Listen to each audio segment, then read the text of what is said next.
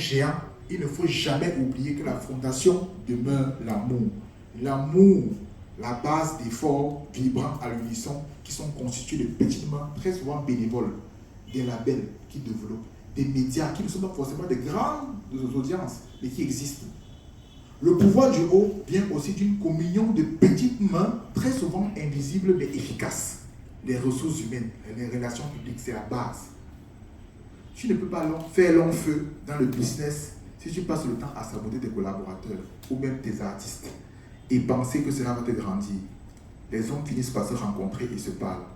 Le faux est démasqué du vrai. Derrière une tonne de mensonges, finit toujours par éclater la vérité. On ne grandit pas en traînant des casseroles déshonorantes, riches en délations et illusions. Dans le rang de la colère se trouvent des victimes très vite. Quand dans le rang de la colère, se retrouvent des victimes, très vite les efforts espiègles de relations peu petites deviennent des tonnes de déchets nauséabonds qui viennent éclabousser des CV égoïstes et bricolés. Les grandes histoires s'écrivent de leaders qui fédèrent et subliment les efforts communs.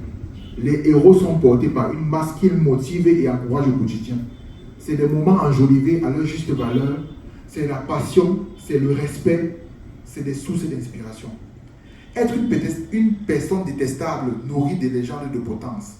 On n'est rien sans les autres. Soit tu es respectable pour devenir vénérable, soit tu es détestable pour devenir indésirable.